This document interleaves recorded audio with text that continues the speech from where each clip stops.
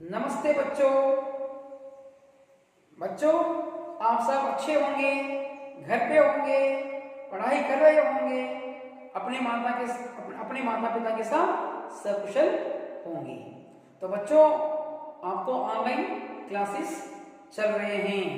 बहुत से पाठ आपको आपके मोबाइल या कंप्यूटर में प्रसारित हो रहे हैं। आप बैठकर उन्हें देख रहे होंगे, लिख रहे होंगे। बच्चों, आप सब स्वस्थ हैं। अच्छा, तो बच्चों, मैं फिर से आपके सामने आया हूं। मेरा नाम है अब्दुल कादिर जिलानी, श्री काशी महालिंगेश्वरी प्रौढ़शाला बी दुर्गा होड़लकेरे से मैं हिंदी शिक्षक के रूप में कार्य कर रहा हूं। तो बच्चों, मैं आज आपको फिर से एक नया पाठ लेकर आया हूं। तो पाठ बताने से पहले मैं आपको एक प्रश्न पूछूंगा, आप उसका सटीक उत्तर दीजिएगा।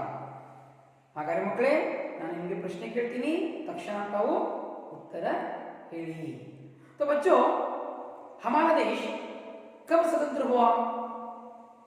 सन 1947, 15 अगस्त। आपने सही उत्तर कहा।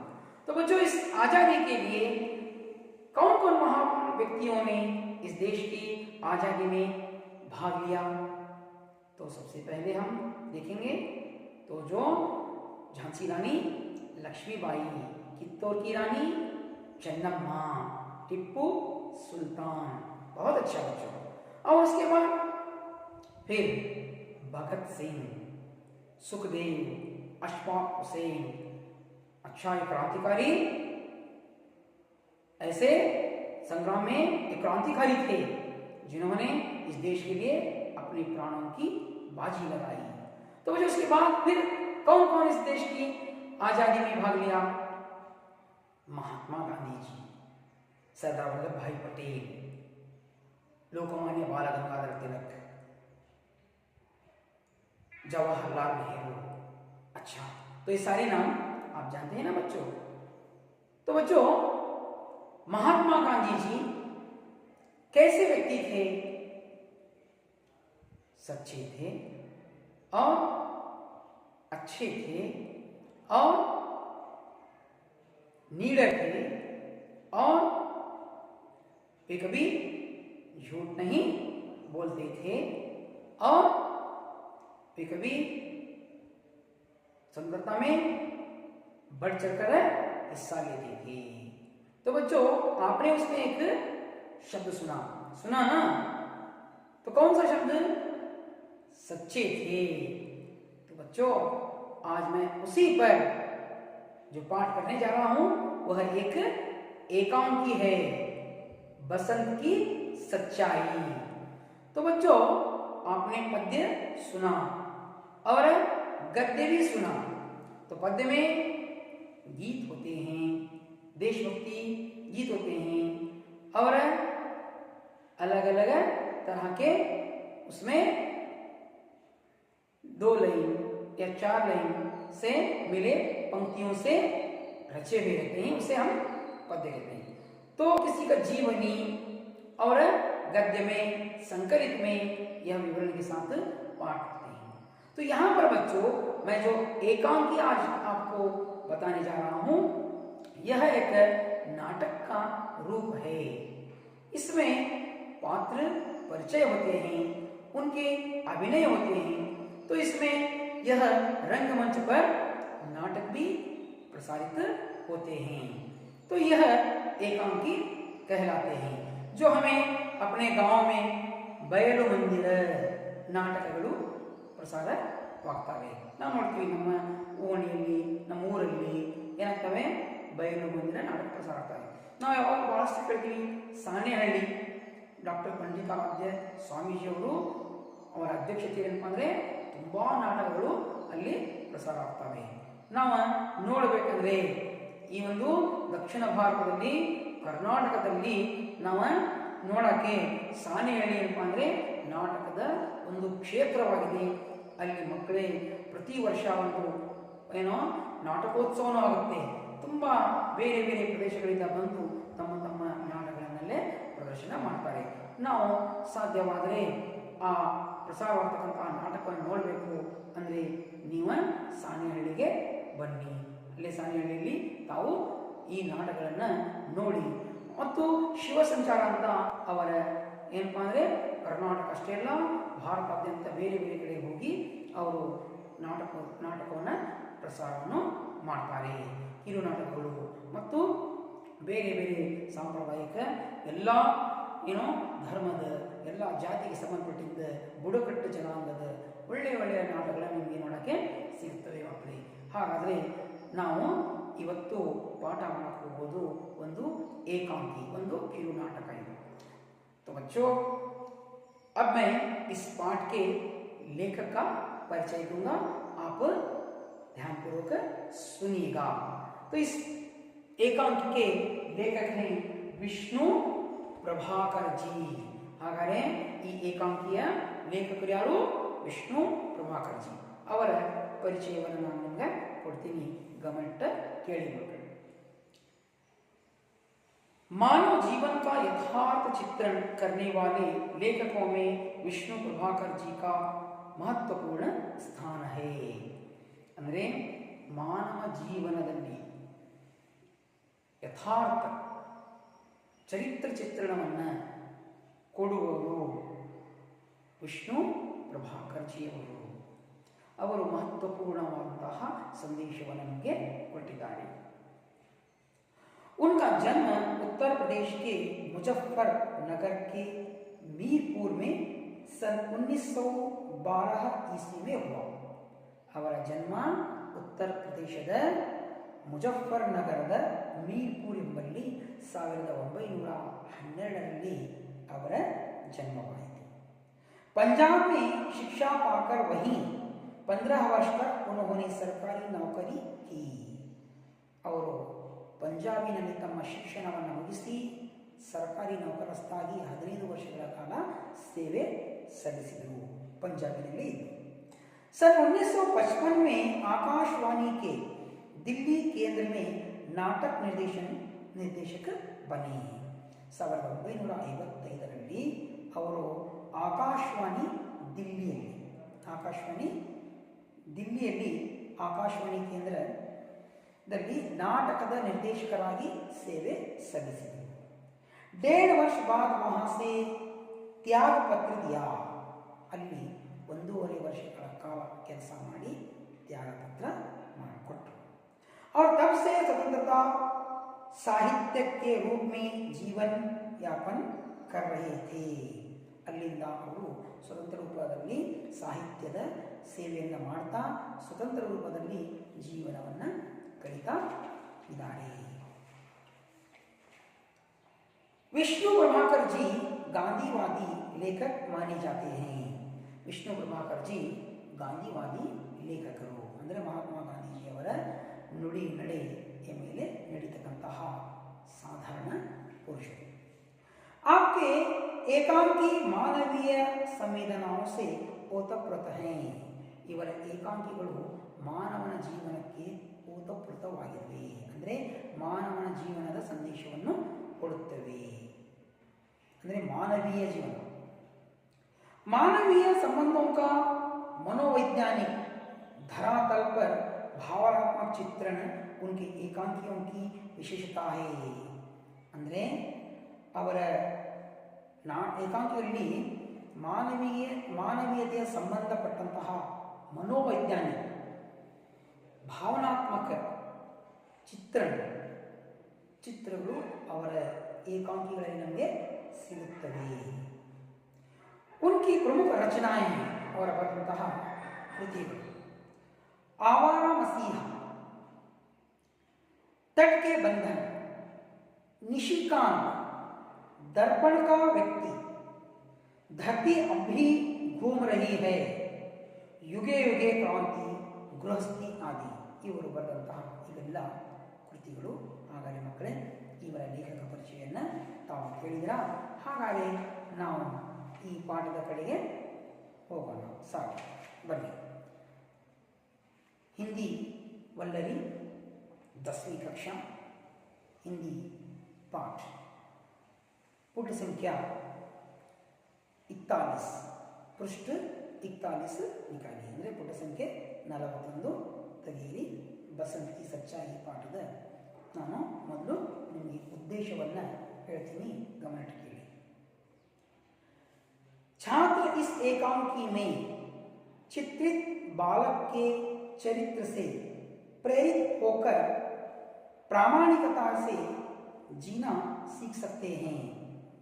ಹಾಗಾದರೆ ಮಕ್ಕಳೇ, ಈ ಪಾಠ ಉದ್ದೇಶ ಏನಂದರೆ, ಈ ಪಾಠದ ಮುಖಾಂತರ ಮಕ್ಕಳು ಜೀವನದಲ್ಲಿ ಪ್ರಾಮಾಣಿಕತೆಯ ಗುಣವನ್ನು ಬೆಳೆಸಿಕೊಳ್ಳುತ್ತಾರೆ, ಅದರ ಪ್ರಾಮಾಣಿಕತೆಯ ಶಿಕ್ಷಣವನ್ನು ಪಡೆಯುತ್ತಾರೆ. ಅಂದರೆ ನಾವು ಜೀವನದಲ್ಲಿ ಇಂತಹ ಪಾಠಗಳನ್ನು ಓದುವುದರಿಂದ ಸುಳ್ಳು ಹೇಳುವುದರಿಂದ ಉಳಿತೀವಿ ಮತ್ತು ಸತ್ಯತೆ ಕಡೆಗೆ ಸಾರ್ತೀವಿ. ಅಂತಹ ಒಂದು ಪಾಠ ನಮಗೆ ಇವತ್ತು ನಮಗೆ ವಿಷ್ಣು ಪ್ರಭಾಕರ್ ಅವರು ನಮಗೆ ಈ ಪಾಠ ತಿಳಿಸ್ತಾ ಇದ್ದಾರೆ. ಹಾಗಾದರೆ ಈ ಏಕಾಂಕಿಯ ಏನಂದರೆ ನಾವು पात्र परिचयಗಳನ್ನು नोड़ोना. तो बच्चों, इस पाठ के पात्र परिचयों को मैं बताता हूँ, ध्यानपूर्वक सुनिए. बसंत एक गरीब शरणार्थी लड़का. बसंत ಒಬ್ಬ ಬಡವ शरणार्थी बालक. प्रताप बसंत का छोटा भाई. प्रताप बसंतನ ಕಿರಿಯ ಸಹೋದರ. पंडित राजकिशोर एक नेता. पंडित राजकिशोर ಒಬ್ಬ ಮೇಧಾವಿ, ಒಬ್ಬ ಲೀಡರ್, ಒಬ್ಬ ಹಿರಿಯ ಮುತ್ಸದ್ದಿ. ಡಾಕ್ಟರ್ ತಥಾ दो राह चलते व्यक्ति. ಡಾಕ್ಟರ್ ಮತ್ತು ಇಬ್ಬರು ದಾರಿಯಲ್ಲಿ ಹೋಗುವ ವ್ಯಕ್ತಿ. ಹಾಗಾದರೆ ಮಕ್ಕಳೇ, मैं अब आपको इस एकांकी को पढ़ूंगा, आप ध्यानपूर्वक सुनिएगा. पहला दृश्य. स्टेज पर सुविधानुसार एक बड़े नगर के बाजार का प्रतीकात्मक दृश्य. आने जाने लेने देने का शोर, फेरी वालों की पुकार, उन्हीं के बीच में एक लड़का नंगे पैर फटे कपड़े पहने, हाथ में सामान संभाले भागता हुआ आता है. उसकी आयु लगभग 12 वर्ष की है. उसका नाम बसंत है. वह पुकार रहा है, बसंत छन्नी ले लो, बटन ले लो, दिया सलाई ले लो. कोई उसकी बात नहीं सुनता. सब उसे देखते हैं और आगे बढ़ जाते हैं. इसी समय एक खद्दरधारी व्यक्ति वहां से जाते दिखाई देते हैं. वे मजदूर नेता पंच राजकिशोर हैं. बसंत उन्हें देखकर उनके पीछे भागता है. बसंत कहता है, साहब बटन लीजिए, देसी बटन. साहब दिया सलाई लीजिए. फिर राजकिशोर कहते हैं, भाई मुझे कुछ नहीं चाहिए, जाओ किसी और को दो. फिर बसंत कहता है, साहब छन्नी लीजिए, दूध छानिए, चाय छानिए. राजकिशोर कहते हैं, मुझे नहीं चाहिए. बसंत कहता है, बटन तो लीजिए. फिर राजकिशोर कहते हैं, नहीं नहीं. बसंत कहता है, दिया सलाई ले तो ले लो.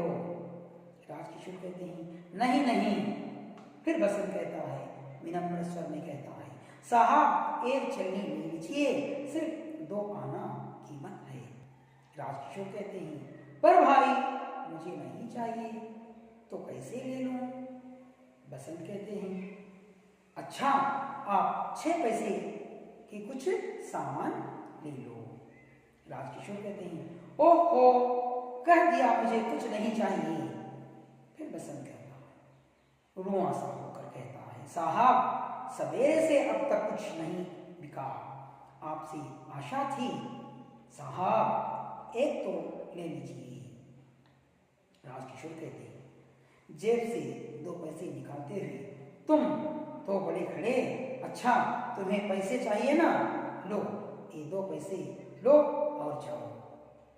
फिर बसंत कहता है एकदम से, नहीं साहब नहीं, मैं पैसे नहीं लूंगा। राजकिशोर कहते हैं नहीं लोगे? बसंत कहता है जी नहीं, आप छन्नी खरीद लीजिए। फिर राजकिशोर कहते हैं अच्छा, एक छन्नी में तुम्हें क्या बचेगा? राजकिशोर के कहने पर बसंत कहता है 2 पैसे।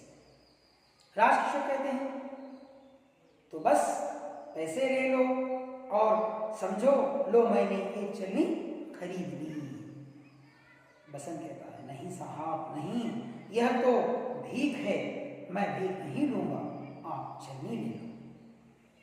राजकिशोर पर इस बात का बड़ा असर होता है। वे सहसा उस बच्चे को देखते हैं, फिर जेब टटोलते हैं पर पैसे नहीं मिलते। राजकिशोर कहते हैं भाई मेरे पास पैसे नहीं हैं, होते तो ले लेता, नोट है। बसंत कहता है उदास होकर नोट है, पैसे तो मेरे पास भी नहीं है, कुछ बिका ही नहीं। राजकिशोर कहते हैं तभी तो कहता था अच्छा कल ले लूंगा या मेरे घर ले आना, किशनगंज में रहता हूं। बसंत कहता है एकदम नहीं साहब, आज ही ले लीजिए, आप नोट मुझे दीजिए, मैं अभी बाजार में घुना लाता हूं। राजकिशोर कहते हैं भाई तुम तो बड़े खड़े। बसंत कहता है बस मैं इधर आया। राजकिशोर कहता है अच्छा लो घुना लाओ, अभी आना। बसंत कहता है अभी आया साहब, आप यहीं ठहरे, अभी पलक मारते ही आया। बसंत नोट लेकर बाजार की ओर भागता है। राजकिशोर वहीं खड़े रहते हैं। धीरे धीरे 15-20 मिनट बीत जाते हैं। जैसे जैसे समय बीतता है वे उत्सुक होकर बाजार की ओर देखते हैं।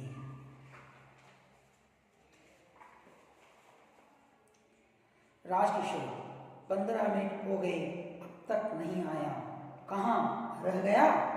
मुझे तो लगता है अब नहीं लौटेगा।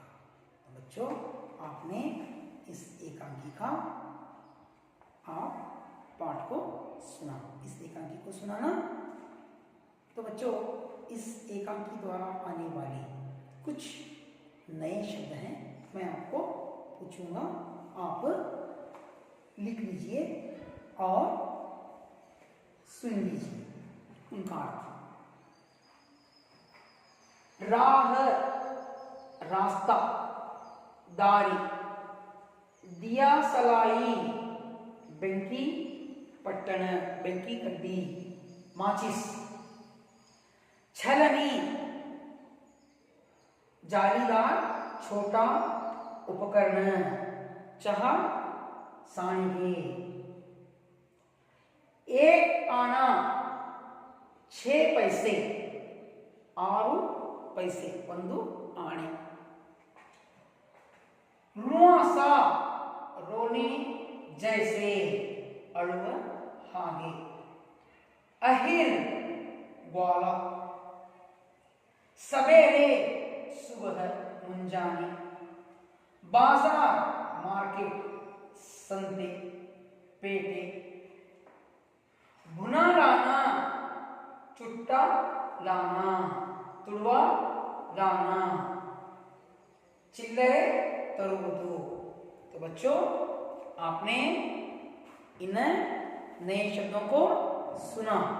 अब मैं इस एकांकी को विवरण के साथ प्रश्न पूछते हुए बताऊंगा, आप ध्यानपूर्वक सुनते जाइए और आप भी ऐसे एकांकियों को सुनकर उसको नाटक के रूप में प्रसार करने की कोशिश कीजिए। तो सुनिए बच्चों, यहाँ पर एक स्टेज है, तो स्टेज में कुछ पात्र प्रश्न मैं आपको बताया हूँ। बसंत है और प्रताप हैं और पंडित राजकिशोर हैं, डॉक्टर तथा 2 यहाँ पर चलने फिरने वाले व्यक्ति। तो मैं पहला दृश्य बता रहा हूँ, ध्यानपूर्वक सुनिए। स्टेज पर सुविधानुसार एक बड़े नगर के बाजार का प्रतीकात्मक दृश्य। तो यहाँ पर स्टेज में क्या है, एक ಬಾಜಾರ್ ಕಾ ದೃಶ್ಯ ಹೇ ಅಂದರೆ ಸ್ಟೇಜ್ನಲ್ಲಿ ಸಂತೆಯ ಮಾರ್ಕೆಟಿನ ಒಂದು ದೃಶ್ಯ ನಮಗೆ ನೋಡಕ್ಕೆ ಸಿಗುತ್ತೆ.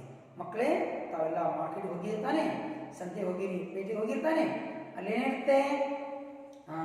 ವ್ಯಾಪಾರಿಗಳು ತರಕಾರಿ ಮಾಡ್ತಿರ್ತಾರೆ, ಮತ್ತೆ ಬಲೂನ್ ಮಾಡ್ತಿರ್ತಾರೆ, ಮತ್ತೆ ಸಾಂಗೆ ಮಾಡ್ತಿರ್ತಾರೆ, ಮತ್ತೆ ಚಾವಿ ಕೀ ಬೆಂಚ್ ಮಾಡ್ತಿರ್ತಾರೆ, ಮತ್ತೆ ಹೂವು ಮಾಡ್ತಿರ್ತಾರೆ, ಮತ್ತೆ ಎಲೆ ಅಡಿಕೆ ಮಾಡ್ತಿರ್ತಾರೆ, ಮತ್ತೆ ದಿನಸಿ ಸಾಮಾನುಗಳು ಮಾಡ್ತಿರ್ತಾರೆ, ಅಲ್ಲೇ ಫ್ರೂಟ್ಸ್ ಮಾಡ್ತಿರ್ತಾರೆ.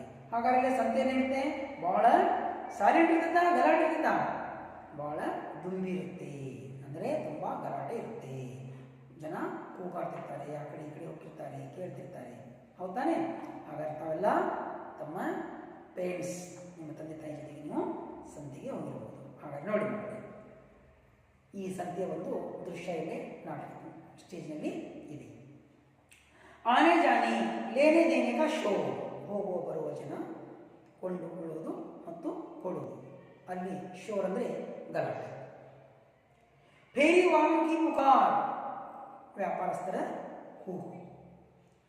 उन्हीं के बीच में एक लड़का नंगे पैर, ಆ ಸಂತೆಯ ಗಲಭೆಯಲ್ಲಿ ಗಲಾಟೆಯಲ್ಲಿ ಒಬ್ಬ ಕಾಲಲ್ಲಿ ಪಾದರಕ್ಷೆಗಳನ್ನು ಹಾಕಿರಲಿಲ್ಲ, ನಂಗೆ ಅಂದರೆ ಬರಿಗಾಲು ಬರ್ತಾನೆ. ಫಟೆ ಕಪಡೆ ಪಹನೆ, ಬರಿಗಾಲಿದ್ದಾನೆ, ಹರಕ ಬಟ್ಟೆ ಹಾಕೊಂಡಿದ್ದಾನೆ. ಹಾತ್ ಮೇ ಸಾಮಾನ್ ಸಂಭಾಲಿ, ಕೈಯಲ್ಲಿ ಕೆಲವು ವಸ್ತುಗಳು ಇದ್ದಾವೆ. ಭಾಗ್ತಾ ಹುವಾ ಆತಾ ಹೈ, ಓಡಿ ಬರ್ತಾನೆ. उसकी आयु लगभग 12 वर्ष की है. तो उस बालक की आयु कितनी वर्ष की है? 12 वर्ष की है. ಅಂದರೆ ಆ ಬಾಲಕನ ವಯಸ್ಸು 12 ವರ್ಷ. उसका नाम बसंत है. ಹಾಗಾದರೆ ಆ ಬಾಲಕನ ಹೆಸರೇನು? ಬಸಂತ್. वह पुकार रहा है, ಅವನು ಆ ಸಂತೆಯಲ್ಲಿ ಕೂಗ್ತಾ ಇದ್ದಾನೆ. ಹಾಗಾದರೆ ನೋಡಿ, ಮೊಟ್ಟ ಮೊದಲಾಗಿದೆ ಬಸಂತ ಬರ್ತಾನೆ ಕೂಗ್ತಾ. बसंत छलनी ले लो, बटन ले लो, दिया सलाई ले लो.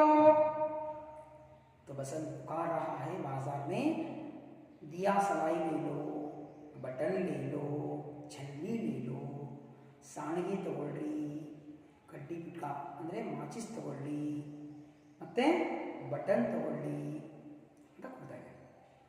कोई उसकी बात नहीं सुनता, सब उसे देखते हैं और आगे बढ़ जाते हैं. ಯಾರು ಆ ಮಾತು ಕೇಳ್ತಾ ಇಲ್ಲ, ನೋಡ್ತಾರೆ, ಹೋಗ್ತಾ ಇದ್ದಾರೆ. इसी समय एक खद्दरधारी व्यक्ति वहां से जाते दिखाई देते हैं. ಅಷ್ಟೊಳಗೆ ಒಬ್ಬ ಏನೋ ಬಿಳಿ ಪಂಚಿ ಕುರ್ತಾ, ಆಮೇಲೆ ಸ್ವಲ್ಪ ಯಜಮಾನರು, ನೀವು ಯಜಮಾನ್ ಪಿಕ್ಚರ್ ನೋಡಿರ್ಬೋದು, ವಿಷ್ಣುವರ್ಧನ್ ಅಲ್ವಾ, ಅಂತಹ ಯಜಮಾನರು ಅಲ್ಲಿಂದ ಹೋಗ್ತಾ ಇದೆ. वे मजदूर नेता पंच राजकिशोर हैं. तो वह कौन है? वे खद्दरदारी व्यक्ति कौन है? मजदूरों के नेता, हाँ, पंच राजकिशोर. ಹಾಗಾದರೆ ಅವರೇ ಯಜಮಾನರು पंच राजकिशोर. बसंत उन्हें देखकर उनके पीछे भागता है. ಅವರನ್ನು ನೋಡಿ ಬಸಂತ ಅವ್ರ ಹಿಂದೆ ಹೋಗ್ತಾನೆ, ಇವರೇನಾದರೂ ಕೊಂಡ್ಕೊಂತಾರಂತ. ಬಸಂತ್ ಕೇಳ್ತಾನೆ, ಸಾಹಬ್, ನೋಡಿ ಇಲ್ಲಿ ಅವಿಭಾವಕ ಚಿಹ್ನೆ ಇದೆ ನೋಡಿ. बसंत ಹೇಳಾಗ್ತಾನೆ, ಸಾಹಬ್ बटन लीजिए, देसी बटन, साहब दिया सलाई लीजिए. कह रहा है बसंत, देसी बटन है लीजिए, और दिया सलाई है लीजिए. ಬಟನ್ ಇದ್ದಾವೆ ತಗೊಳ್ರಿ, ನಮ್ಮ ದೇಶದ್ದು ಸ್ವದೇಶದ್ದು, ಮತ್ತು ಮಾಚಿಸ್ ಇದೆ ತಗೊಳ್ಳಿ ಅಂತ ಹೇಳ್ತಾರೆ. ಅವಾಗ ರಾಜಕಿಶೋರ್ ಭಾಯಿ, ಅವರು ಅವಿಭಾಷಣ ಹೇಳ್ತಾರೆ, भाई मुझे कुछ नहीं चाहिए, जाओ किसी और को दो. ರಾಜಕಿಶೋರ್ ಹೇಳ್ತಾರೆ, ತಮ್ಮ ನನಗೇನು ಬೇಡ, ಹೋಗು, ಬೇರೆಯವರಿಗೆ ಏನಾದರೂ ಮಾರು ಹೋಗ ಅಂತ ಹೇಳ್ತಾರೆ. ಅವಾಗ ಬಸಂತ, ಸಾಹಬ್ छलनी लीजिए, दूध छानिए, चाय छानिए. ಸಾಹೇಬ್ರೆ ಸಾಣಿಗೆ ತಗೊಳ್ರಿ, ಹಾಲು ಸೊಸ ಬರುತ್ತೆ, ಚಹಾ ಸೊಸ ಬರುತ್ತೆ ಅಂತ ಬಸಂತ ಅವರಿಗೆ ರಿಕ್ವೆಸ್ಟ್ ಮಾಡ್ಕೊತಾನೆ ಭಾಳ. ಅವಾಗ ರಾಜಕಿಶೋರ್ ಮುझे नहीं चाहिए, ನನಗೆ ಬೇಡ ಬಸಂತ್. ಬಟನ್ ಬಟನ್ ತೋ ಲೀಜಿಯೇ, ಅವಾಗ ಬಟನ್ ಆದರೂ ತಗೊಳ್ರಿ ಅಂತಾನೆ. ಅವಾಗ ರಾಜಕಿಶೋರ್ ನಹಿ ಬೇಡ ನನಗೆ. ಬಸಂತ್ ದಿಯಾ ಸವಾಯಿ ತೋ ಲೀಜಿಯೇ ಸಾಹಾಬ್, ನೀವು ಮಾಚಿ ಸರ ತಗೊಳ್ರಿ ಸಾಹೇಬ್ರೆ ಅಂತ ಕೇಳ್ತಾರೆ. ಅವಾಗ ರಾಜಕಿಶೋರ್ ನಹಿ ನಹಿ ಬೇಡ ಬೇಡ ನನಗೆ. ಬಸಂತ್ ಹೇಳ್ತಾರೆ ವಿನಮ್ರ ಸ್ವರದಲ್ಲಿ. ಅವಾಗ ಬಸಂತ್ ಏನು ಮಾಡ್ತಾನೆ, ಮೃದು ಸ್ವರದಲ್ಲಿ, ಯಾವಾಗಲೂ ವ್ಯಾಪಾರ ಭಾಳ ಇದ್ದಾಗ ವ್ಯಾಪಾರಸ್ಥರು ಏನು ಮಾಡ್ತಿರ್ತಾರೆ, ಭಾಳ ಸ್ಮೂತಾಗಿ ಮಾತಾಡ್ತಾರೆ. ಇಲ್ಲಿ ಇವನು ಹಸಿವಿನಂದು ಇದ್ದಾನೆ. ಅದಕ್ಕೆ ಬಸಂತ ರಾಜಕಿಶೋರ್ ಕೇಳಾಕತ್ತಾನೆ, ಕೇಳ್ಕೊತಾನೆ ಮೃದು ಸ್ವರದಲ್ಲಿ, ಸಾಹಾಬ್ ಏಕ್ ಚನಿ ಲೀಜಿಯೇ, ಸಾಹೇಬ್ರೆ ಒಂದು ಸಾಣಿಗಾದರೂ ತಗೊಳ್ರಿ. ಸಿರ್ಫ್ 2 ಆನಾ ಕೀಮತ್ ಹೇ, ಕೇವಲ 2 ಆನೆ ಬೆಲೆ ಇದಕ್ಕೆ. एक आने का कितना पैसे होते हैं बताओ बच्चों, 6 पैसे. ಒಂದು ಆನೆಗೆ 6 ಪೈಸೆ ಆಗುತ್ತೆ. ಹಾಗಾಗಿ ಇವರು 2 ಆನೆ ಇದು ಸಿಗುತ್ತೆ ತಗೊಳ್ರಿ ಅನ್ನೋದು. ಇದು ಮಕ್ಕಳೇ ಇವಾಗಿನ ದಿನಮಾನಗಳಲ್ಲಿ ನಿಮಗೆ ಸಿಗಲ್ಲ. ನಮ್ಮ ಅಜ್ಜ ಅಜ್ಜಿ ಅವರ ಕಾಲದಲ್ಲಿ ಏನಪ್ಪ ಅಂದರೆ ಈ ರೀತಿಯಾಗಿ ನಾಣ್ಯಗಳು ಇದ್ದು, ಅವರು ದವಡೆ, ಕಾಸು, ಪೈಸೆ, 5 ಪೈಸೆ ಅಂತ ಇತ್ತು. ಆ ಕಾಲದಲ್ಲಿ ಈ ಪೈಸೆ ನಡೆಯಿತು. ಆವಾಗಿನ ಈ ಪಾಠ ನಮ್ಮ ವಿಷ್ಣು ಪ್ರಭಾಕರ್ ಟೀಚರು ಇಲ್ಲೇ ಪಾಠದ ಮುಖಾಂತರ ನಮಗೆ ಜ್ಞಾಪನ ಮಾಡ್ತಾ ಇದ್ದಾರೆ. तो बच्चों हमें विष्णु प्रभाकर जी जो अपने हमारे माता पिता या हमारे दादी नाना उनके ज़माने के पैसे थे. उस समय आना पैसा ये सारे चलते थे. तो अब हमें दिखाई नहीं देते क्योंकि आज हम रुपयों में आ गए हैं. तो बच्चों यहाँ पर देखिए सिर्फ 2 आना कीमत है, लीजिए. कहने पर देखो राजकिशोर कहते हैं, पर भाई मुझे नहीं चाहिए तो कैसे ले लूँ, नन ಬೇಡಪ್ಪ, ನನಗೆ ಬೇಡ, ನಾನು ಯಾಕೆ ತಗೊಳ್ಳಿ ಅಂತ ರಾಜಕಿಶೋರ್ ಹೇಳ್ತಾರೆ. ಅವಾಗ बसंत कहता है, अच्छा आप 6 पैसे की कुछ चीजें लीजिए. ಅವಾಗ ಬಸಂತ ಅಂತಾನೆ, ಕೇವಲ 6 पैसे ಇದೆ, ಏನಾದರೂ ಒಂದು ತಗೊಳ್ರಿ ಅಂತ ಹೇಳ್ತಾನೆ. तो राजकिशोर की इस बातों को कहते हैं राजकिशोर, ओहो कह दिया मुझे कुछ नहीं चाहिए.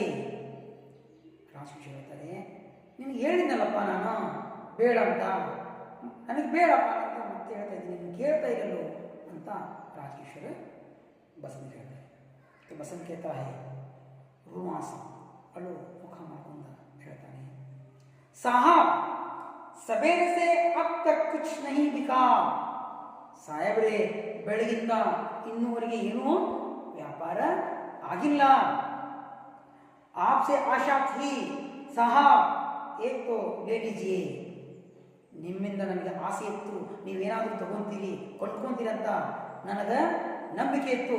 ಸಾಹೇಬ್ರೆ ಏನಾದರೂ ಒಂದು ತಗೊಳ್ರಿ, ಸಾಹೇಬ್ರೆ ತಗೊಳ್ರಿ ಅಂತ ಅವನು ಅಳು ಮುಖ ಮಾಡಿ ಅವರಿಗೆ ರಿಕ್ವೆಸ್ಟ್ ಮಾಡ್ಕೊಂತಾನೆ. ಅವಾಗ ರಾಜಕಿಶೋರ್ जेब से 2 पैसे निकालते हुए जेबनिंದ 2 पैसे ತೆಗಿತಾರೆ. तुम तो यही चाहते थे ना, अच्छा तुम्हें पैसे चाहिए, लो ये 2 पैसे लो और जाओ. ಅವರು 2 पैसे ತೆಗೆದು ಜೇಬಿನಿಂದ, ನೀನು ಇದೇ ಕೇಳ್ತಿದ್ದಲ್ಲಪ್ಪ ತಗೋ, 2 पैसे ನಿನ್ನ ಜೇಬಿನಾಗ ಅದಾವ, ಇದು ತಗೊಂಡು ನೀನು ಇದೇ ಬಯಸ್ತಾ ಇದೆಯಾ, ಇದೇ ಕೇಳ್ತಿದ್ಯಲ್ಲ, ತಗೋ ಹೋಗು, ನನ್ನ ಪಾಲ ಬಿಡು, ಅಂದರೆ ನನಗೆ ಬಿಟ್ಟು ಬಿಡು ನೀನು ಅಂತ ರಾಜಕಿಶೋರ್ ಬಸಂತ್ಗೆ ಹೇಳ್ತಾರೆ. ಅವಾಗ आगे देखिए बसंत एकदम, नहीं साहब नहीं, मैं पैसे नहीं लूँगा. ಇಲ್ಲ ಸಾಹೇಬ್ರೆ ಇಲ್ಲ, ನಾನು ದುಡ್ಡು ತಗೊಳ್ಳಂಗಿಲ್ಲ. राजकिशोर कहते हैं नहीं लोगे, राजकिशोर कहते हैं नहीं लोगे, क्यों नहीं लोगे तुम. तो बसंत कहता है, क्या कहता है, जी नहीं आप छलनी खरीद लीजिए। तो बसंत कहना चाहता था मैं पैसे नहीं दूंगा, आप छलनी लीजिए, उसके बदले में मुझे पैसे दीजिए। बसंत अंತಿದ್ದ ನೀವು ಒಂದು ಸಾಣಿಗೆ ಕೊಡ್ಕೊಳ್ರಿ, ನನಗೆ ಅದರ ಬದಲಾಗಿ ದುಡ್ಡು ಕೊಡ್ರಿ, ಹಂಗ ನಾನು ದುಡ್ಡು ತಗೊಳಂಗಿಲ್ಲ ಅಂತ. ಅವಾಗ राजकिशोर कहती अच्छा एक छलनी में तुम्हें क्या बचेगा।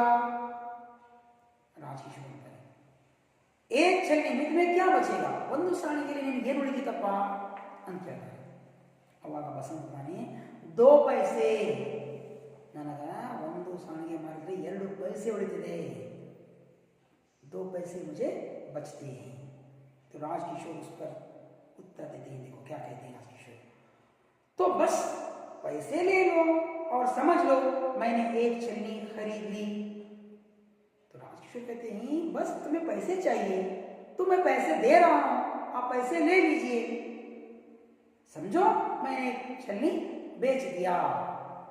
तो राजकिशोर कहने पर बच्चा क्या करता है, ಹಾಗಾದ್ರೆ ರಾಜಕಿಶೋರ್ ಅಂತಾರೆ ನೀನು ಸಾಣಿಗೆ ಮಾಡಿದ್ರೆ 2 पैसे ನಿನಗೆ ಸಿಗುತ್ತೆ ಲಾಭ, ಹಾಗಾಗಿ ನನಗೆ 2 पैसे ಕೊಡ್ತಾ ಇದ್ದೀನಿ ತಗೋ ಅಂತ राजकिशोर ಹೇಳ್ತಾರೆ.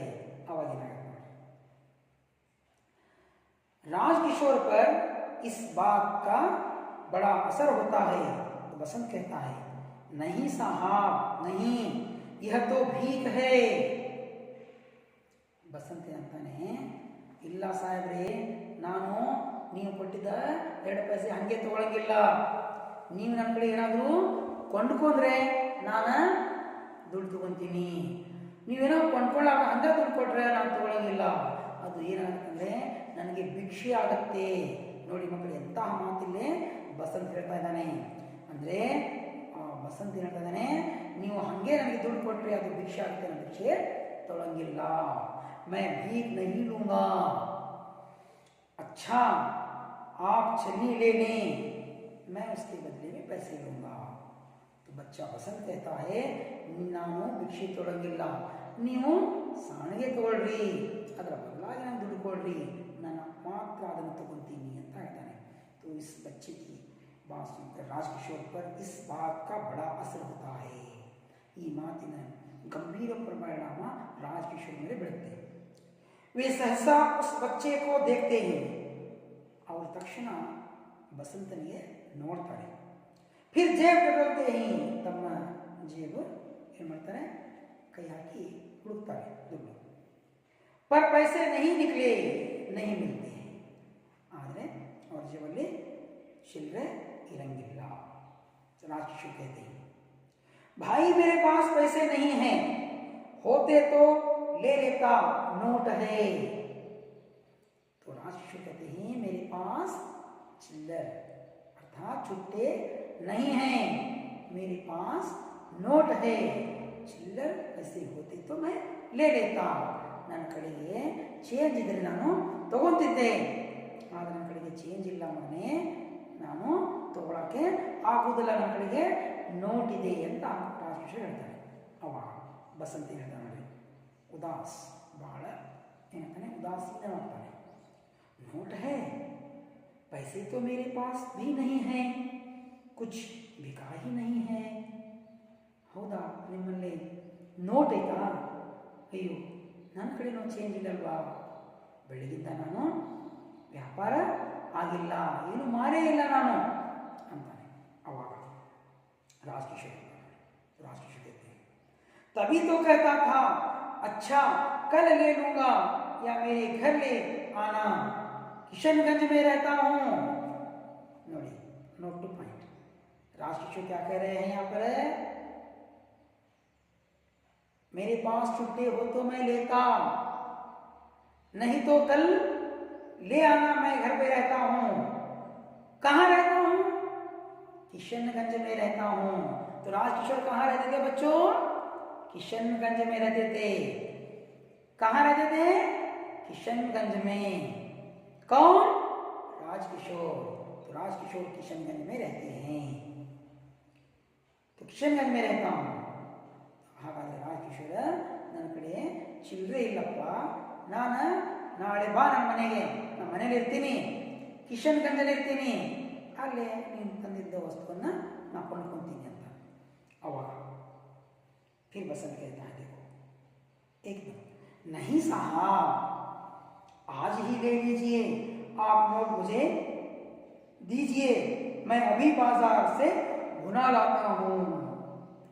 ಇಲ್ಲ ಸಾಹೇಬ್ರೆ, ನನಗೆ ಈಗ ಮಾಡಬೇಕಾಗಿದೆ, ನೀವು ಈಗ ತಗೊಳ್ರಿ, ಆ ನೋಟ್ ಕೊಡ್ರಿ, ನಾನು ಹಿಂಗೆ ಹೋಗಿ ಅದರದ ನೋಟ चेंज ಮಾಡಿಸ್ಕೊಂಡು ತೊಗೊಂಬರ್ತೀನಿ. तो बसंत कहता है नहीं साहब अभी लीजिए, मैं यूं गया यूं आया, उस नोट को भुना लाता हूँ. भुना लाना तुड़वा कर लाना, चेंज लाना, खुले लाना, चुट्टे लाना. तो उन्होंने यह उनके पास से पैसे मांग लिया और फिर मांग लेकर बसंत भुना लाने के लिए जाता है. देखिए आगे राजकिशोर कहते हैं भाई तो तुम तो बड़े खड़े, ಏನಪ್ಪ ನೀನು ಬಿಡಾಕತ್ತಾ ಇರಲ್ಲ, ಭಾರಿ ನೋಡಪ್ಪ ನೀನು, ಮಂಡದಿ ನೋಡು ನೀನು. ಅವ ಬಸಂತ ಹೇಳ್ತಾ ಬಸ್ ಮೈ ಯಹ ಆಯ, ನೀವು ದುಡ್ಡು ಕೊಡಿ, ನಾನು ಹಿಂಗೆ ಹೋಗಿ ಹಿಂಗೆ ತಂದುಬಿಡ್ತೀನಿ. मैं यूं गया और यूं ही पैसे भुनाकर ले आया. तो राजकिशोर कहते हैं अच्छा लो भुना लाओ अभी आना. सही ನೀನ ತಗೋ ನೋಟ, ಏನು ಮಾಡು, ನೋಟ ನೋಡು ತಗೊಂಡು ಬೇಗ ಹೋಗಿ ಅದರ चेंज तಗೊಂಡು ಬಾ. तब बसंत कहता है अभी आया साहब. ಬಹಳ ಅವನಿಗೆ ಸಂತೋಷ ಬಂದಿತ್ತು, ಯಾಕಂದರೆ ಸಾಹೇಬರು ನೋಟ್ ಕೊಟ್ಟರು, ಇವನು ಬೆಳಗಿನ ವ್ಯಾಪಾರ ಆಗಿಲ್ಲ, ಈಗ ತರಾಕಂತ ಹೋಗ್ತಾ ಇದ್ದಾನೆ, ಭಾಳ ಖುಷಿಯಿಂದ ಹೋಗ್ತಾ ಇದ್ದಾನೆ. आप यही ठहरे, ನೀವು ಇಲ್ಲೇ ನಿಲ್ರಿ.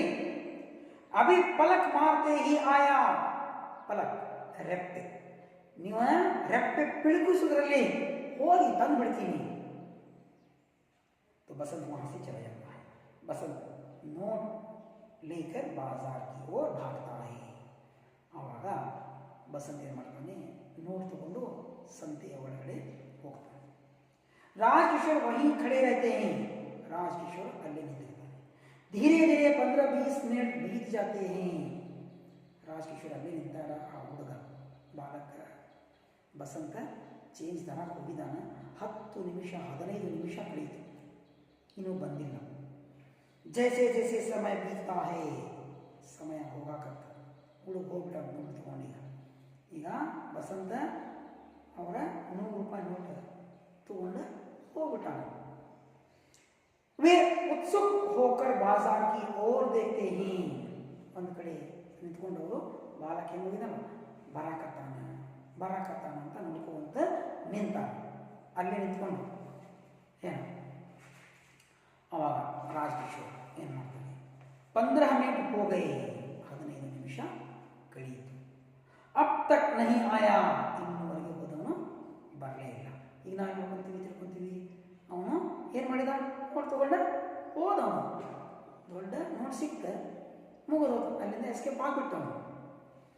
ಕहाँ रह गया, ಎಲ್ಲಿ ಹೋದೇನೋ, ದುಡ್ಡು ತಗೊಂಡು ಬಂದೇ ಇಲ್ಲ. मुझे तो लगता है अब नहीं लौटेगा. ಇವನು ಏನು ಮಾಡ್ತಾನೆ, ಈಗ ಹೋಗ್ಯಾನೀಗ, ಒಳ್ಳೆ ಬರೋದಿಲ್ಲ, ಅವನು ರಿಟರ್ನ್ ಬರಂಗಿಲ್ಲ. ಯಾಕೆ, ದೊಡ್ಡ ನೋಟ್ ಸಿಕ್ಕಿತ್ತು ಅವನಿಗೆ, ಅದಕ್ಕೆ ತಗೊಂಡು ಅಲ್ಲಿಂದ ಹೋಗ್ಬಿಟ್ಟಾನೆ, ಎಸ್ಕೇಪ್ ಆಗಿಬಿಟ್ಟಾನೆ. तो बच्चों मैं इसका शेष भाग, दूसरा भाग आगे बताऊंगा. मैं इस पाठ के अब आपको प्रश्नोत्तर पूछूंगा. आप इन प्रश्नों को उत्तर देने का प्रयास कीजिएगा. बच्चों अब हम विलोमार्थक शब्द जानेंगे.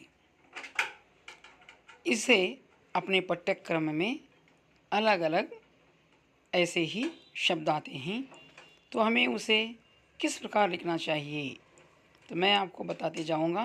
आप ध्यानपूर्वक लिख लीजिए. पहला है पीछे आगे. दूसरा शब्द है खरीदना बेचना.